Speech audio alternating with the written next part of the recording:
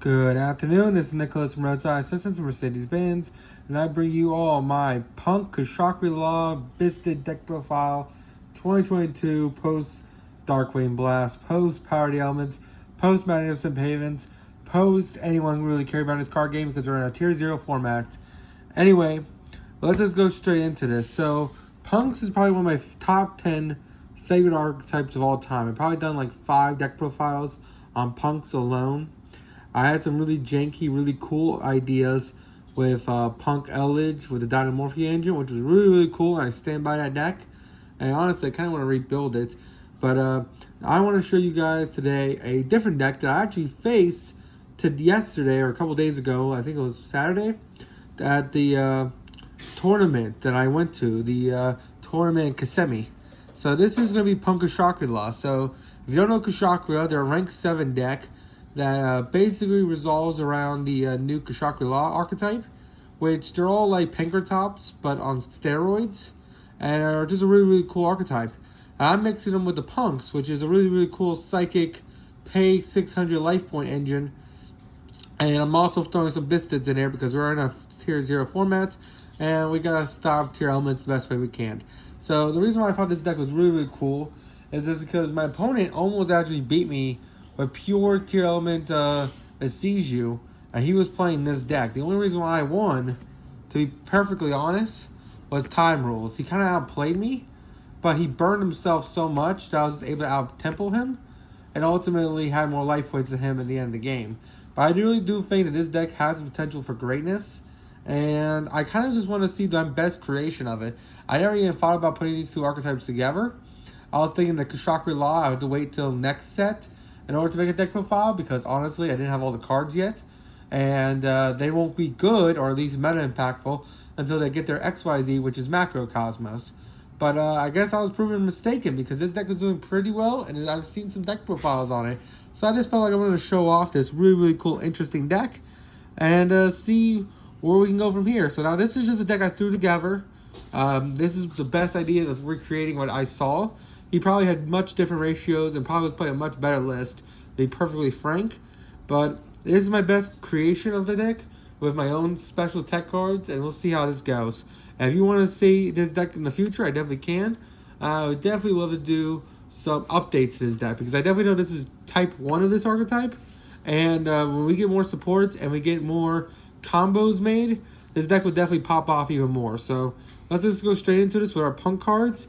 First things first, we play 3 P.U.N.K Ogre Dancer. Ogre Dancer is a fantastic card. I've been preaching that this card should be played at 3 for the longest time.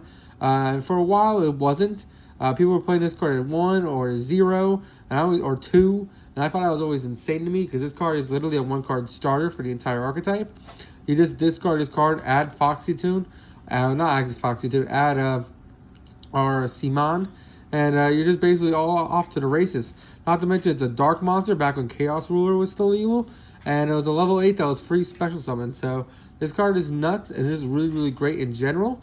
And overall, just a fantastic starter. Our next crazy card is 3 Foxy Tune. Another card I thought was a mainstay at 3. Oop, I kind of dropped some cards here. We'll get to them. But Foxy Tune is another fantastic card. All you have to do is discard this card and another card in hand. I don't think it's cost, by the way, to discard. I forgot the rulings on Foxy Tune, but basically it says you discard this card, another card, then special summon 1 P.U.N.K monster from the deck. I'm pretty sure if they ash this card, only this card goes to grave, not the card you discard, which does come up because sometimes you want to discard cards, and because you're not discarding the card because they ashed you, the card kind of rots in hand, but not in this format. That was back when I was playing Eldritch, but this card is a free summon from deck, which is fantastic, and it's a light level 8 monster that helps you combo even more. We are playing the 1 Deer Note. I definitely seen in more pure builds, which this deck is almost the most pure build, that we play like 3 Deer Notes. But because we're playing the Bystials and because we're playing Kashtira, we just didn't want to brick on the Deer Notes. So I just put it as a 1 of. Really, really great card, very flexible. It helps us with really powerful combos where basically when this card is sent to grave, it special summons a P.U.N.K from the graveyard, which is fantastic. And also has the effect where it discards in hand. You could discard, or you can reveal another P.U.N.K card, special summon your discard, or that other P.U.N.K card and send the other one to grave. Really, really great effect, and it's just a great monster in general. Now we talk about our best card, 3 Zeaman. Zeoman is a fantastic card. You pay 600 to add any punk monster from your deck to hand. It is a Mercy teleport target. It's a level 3 tuner. And overall, it's just a fantastic monster to help us keep extending. It also has the effect when its card is sent to graveyard, you can give one punk monster 600 attack, which is really, really cool. It's just an overall eternal effect, and helps you chain block some things, which is also great. We also played the one fusion summon, Sharkazula. I always mispronounce this guy. He's basically, you pay 600 fusion summon from your hand or field using punk cards you control, which is fantastic. We are still playing the one Madam Spider, who searches pay 600 at a trap. And of course, we are playing the one Wagon, because Wagon searches our field spell. And overall, it's just a fantastic card. And that is it for our punk monster lineup. 3-3-3, 1-1-1-1. We just don't want to brick on these guys. And the fact that these are level 3 tuners allow us to make some really, really cool synchro plays and link. Oh, not really link plays. We're not playing links. Really cool XYZ plays as well. Now we go on to our last psychic monster that we're playing, which is the one Ghost Ogre, because we can search Ghost Ogre with our new synchro monster that we got in, I believe it was Power the Elements, if I'm mistaken. Yeah, Power the Elements, we got the synchro, which is a really, really great card, and overall just fantastic to search any psychic, including Ghost Ogre, which is fantastic. We're also playing the 2 Ash Blossom, because Ash isn't the greatest in this format, but it is a level 3 tuner that is pretty good in general. So I just had 2 spots in the deck. This could be 1 Ghost Ogre, and these could be 2 Cosmic. It's all up to you. These could be honestly 2 any cards. These 2 Ash Blossoms are just kind of flex spots, but I kind of wanted to have a whole bunch of hand traps in hand, because we do draw a lot with the field spell. So drawing into hand traps is better than drawing into dead cards in hand. So that's it for the hand trap lineup. Now we'll talk about the Kashtira Law engine, which is really, really cool. So first things first, we got to play the 3 Fenrir. Fenrir is essential for this deck. I never actually bought a Fenrir. I pulled all 3, which is fantastic, out of each pack. I won first place and pulled this Fenrir. And then these 2 Fenrir I pulled in my sneak peek boxes, which was fantastic. Really, really great ultra rare. Basically, if you control the monsters, you can supposed to summon this card from your hand. They're all Pankratops, all the Kashtira Laws. And then he has the effect where during the main phase, you just add a Kashtira Law monster from your deck to hand, which is usually going to be himself, but because we are playing other Kashtira Laws like Unicorn, we actually can search Unicorn, which is fantastic. And overall, it's just a great level 7, help us make Synchro 10s, Synchro XYZs, just anything you want. Not to mention, it has 2 great effects. When a monster effect resolves, he just quick effect banishes a card on field, and also when he attacks, he quick effect banishes a card on field, which is overall just fantastic. A really, really great monster, and overall just an incredible card we got out of Darkwing Blast. Really, really cool. Kind of makes the whole archetype round. We also played 2 Unicorn. Now, Unicorn you probably don't see in many lists. This card is going to be a main of 3 of when the Kashtira Laws become an entire deck of its own. Right now, it's just a 2 of. Kashtira Unicorn, basically, if you control the monsters, you spell summon this guy, and he searches your spell cards, which is really, really great. And then, of course, he has the effect when this card declares an attack, or your opponent activates a monster effect, except during the damage step, you can look at your opponent's extra deck and banish 1 card from it face down. So this guy basically just looks at your opponent's extra deck and just banishes it, which is fantastic. As you can see, I have my Euro print one down. My friend Taylor, I bought from him. He always loves the Euro cards. So I bought the Euro version from him. And yeah, that's it for Unicorn. Unicorn's a really, really cool one. And then finally, our one Ogre. Ogre is our common. If you did not pull this guy, I'll be surprised. But he also has a really interesting effect too.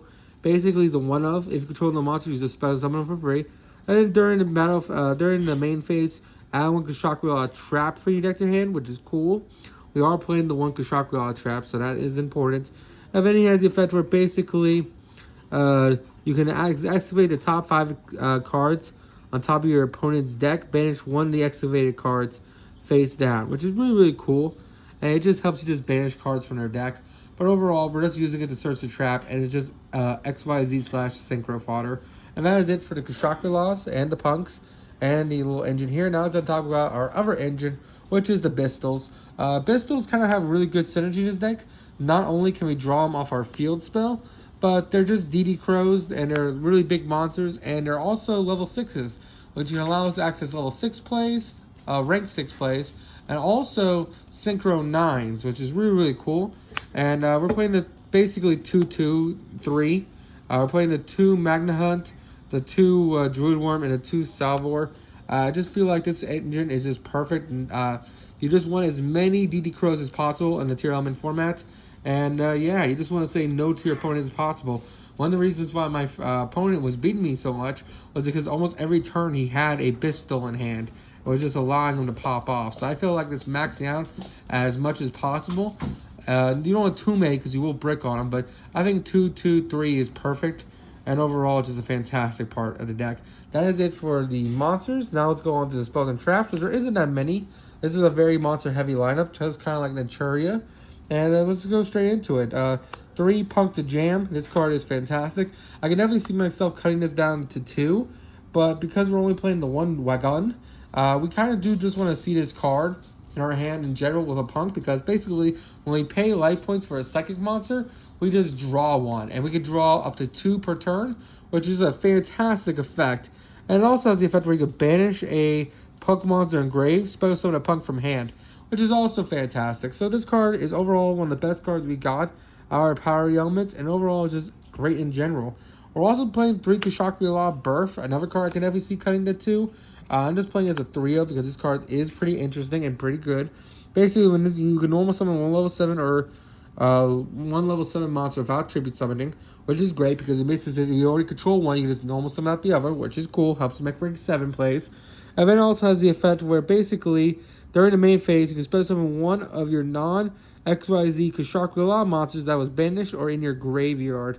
When you activate this effect, when your opponent activates a spell or effect while you control a Kashtira monster, I mean, you can target 3 cards in your opponent's graveyard, banish them face down.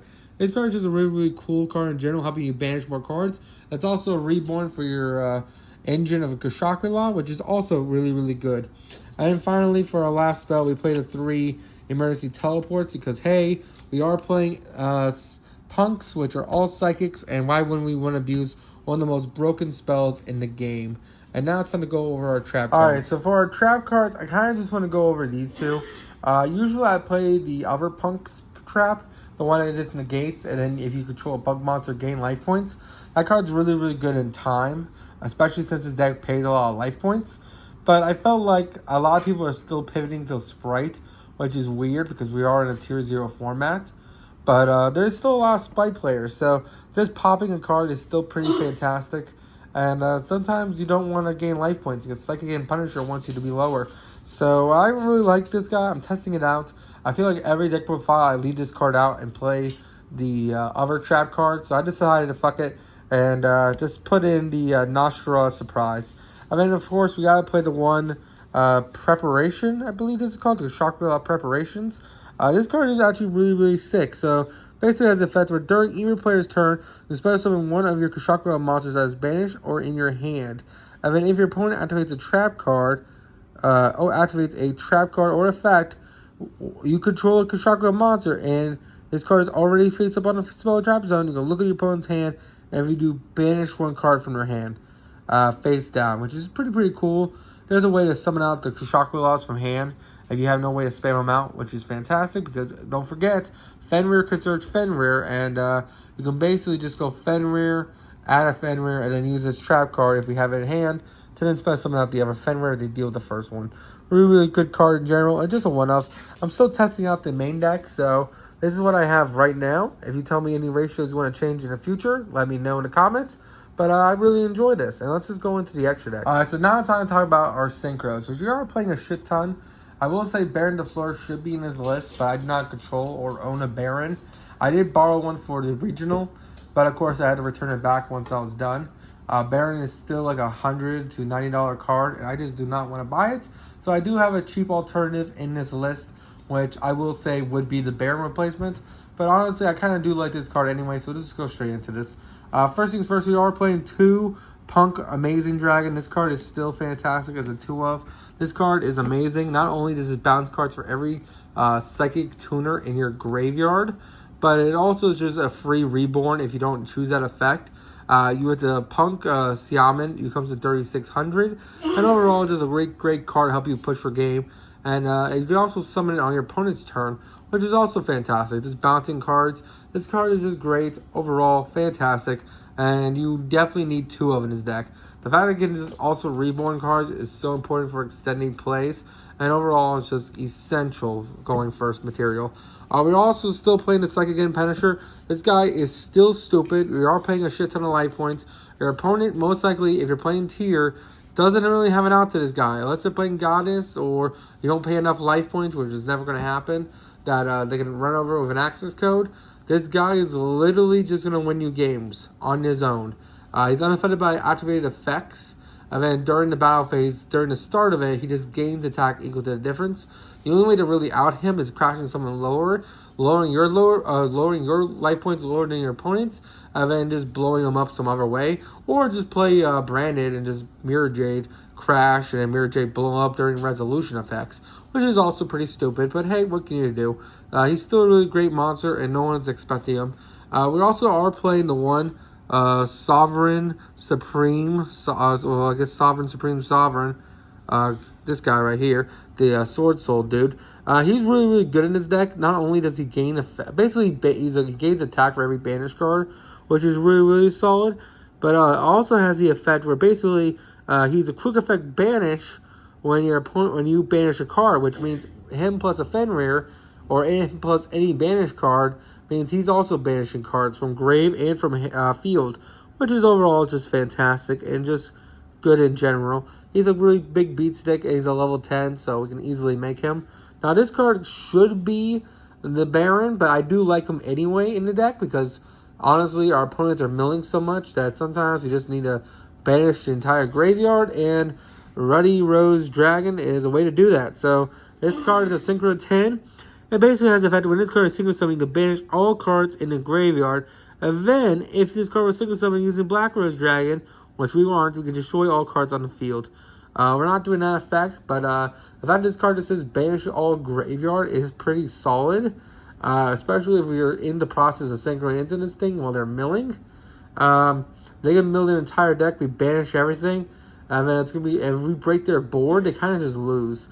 This card's really strong. It gets much stronger once we get the new Synchron support. Basically allows us to synchro summon cards on our opponent's turn, which we kind of lost the ability to do that when Kashtira Firex got banned. But hopefully we can start synchro summoning this guy on our opponent's turn, banishing everything and just going for game. Overall, another fantastic card. Now we go into our Synchro 9s, which we only play one, which is the Virtuous World Cubic Shirnarini. We're playing a Virtual World guy. Basically, it's Macro Cosmos for cards sent from the hand or field to grave, which is pretty solid. Only sent from field to grave. My apologies, not hand. This guy's still pretty solid. He's not good against tier exactly, because yes, they can still send cards from their deck, which won't be triggered by him. But any card sent from grave is banished, so it's still a pretty solid card in general. And overall, it does help you against other matchups. If you go against Runic Splight, all their spell cards are being banished. So overall, it is still a pretty solid card. But it isn't the greatest, and that's why it's a 1-up in a deck. We don't really make Synchro 9s too often, but any Bystial plus a level 3 does make one. So I felt like this was the best level 9 we could play. We also are playing 2 P.U.N.K to Jam, another Power the Elements staple. This kind of replaces our Chaos Ruler, kind of. But basically, when this card is Synchro Summoned by a P.U.N.K, basically pay 600, add a level 3 from your deck to hand, which is pretty solid. It's a really great card in general. And also has the effect where basically this card's in your graveyard, you special summon it when your opponent activates a card effect in response to a P.U.N.K card, which is also pretty solid. Just another level 8 extender that allows us to add Ghost Ogre or any extender we really need. Great card in general, and overall is a 2-of in the deck. For our last synchro, we are playing the Crimson Blader. This might be a little copium, not gonna lie. He was a holdover from a couple formats ago when Sword Soul was still a deck. But Crimson Blader is still pretty solid. If you somehow break the board of a tier 1 player and you Crimson Blader them and you just keep the lock going, they can't fusion summon level monsters. Now against the Lynx, you kind of are screwed. But if you stop them from using their fusions, you can pretty solidly stop them, period. It'll be hard for them to link climb, especially with your board, especially if they can't access their fusion lines, which is pretty solid. I like him. Might be a little copium, but I still think he's a necessary 1-of. Now we're going to go over XYZs. We are playing the one Shangri-La IRL, well, IRA. This card is fantastic. Requires 2 level 7 plus monsters. And then during the standby phase, you spell summon one Shangri-La monster from your deck, which is fantastic. And then basically has the effect where once per turn, each time a card your opponent controls owns possession is banished face down, except during the damage step, you choose one unused monster zone or spell and trap zone and basically make it unusable, which is pretty solid. And the new versions of this deck, once the second wave of support comes out, you're going to be able to lock out their zones really easy in this deck, which I can't wait for. No joke, this deck is going to be toxic as hell when it comes out. But overall, it's just going to lock out the game and just really good card in general. We also are playing the one number 89, Diabolos, the Mind Hacker. I always thought this card was cool. I used to play in my Dark Magician list. But this card is just great in this deck because basically it just says, hey, detach one material from this card, look at your opponent's extra deck, and then banish one card face down. And then during the end battle phase, if this card is destroyed by battle, target one card in your opponent's graveyard, banish it face down. And if this card in your opponent owner's possession is banished face down while you control this card, except during the damage phase, you can banish this card from the top of your opponent's deck. This card just triggers the Shangri-Las really easy. And overall, it's just a fantastic 2800 beat stick.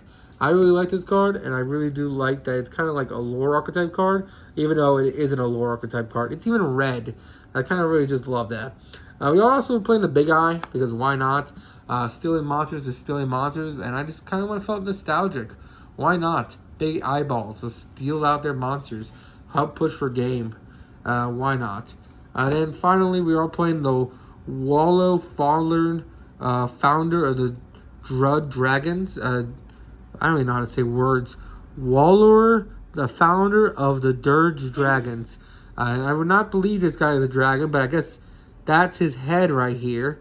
You never really realized that that's not his head, but this is his head because he is a dragon monster. Actually, wait, is that his arm? I actually don't know where his head is. I guess that is his head. I don't know. I don't know what's going on. I don't know why he's a dragon. That's clearly a skeleton face.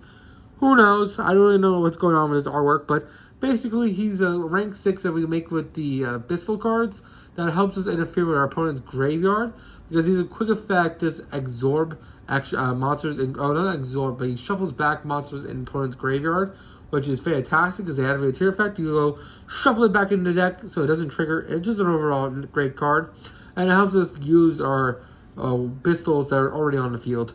We're also playing the one Cicada King because we still make rank 3s. That's the only rank 3 I kept over just because, hey, we can negate stuff in this card. And overall, it's still a 2500 beat stick. In defense mode, of course. And it just helps us negate stuff. Really good card in general. This extra deck will get some improvements, but for now, this is what I have. And then, of course, the one trap card. Not trap card, the one fusion card. Basically, P.U.N.K Rising card allows us to tribute him, spend some 2 punks in the deck, and keep extending from there. Also, P.U.N.K synchros used as him material, basically gaining attack when he attacked twice, which can help you also push for game because you use him to make him, and you basically just attack twice with this guy. And yeah, you're probably pushing for game and probably winning it. Really great card. Don't let this card get ashed, and that's about it. I hope you all enjoy. Take care. Don't do anything stupid, and see you all in the next one.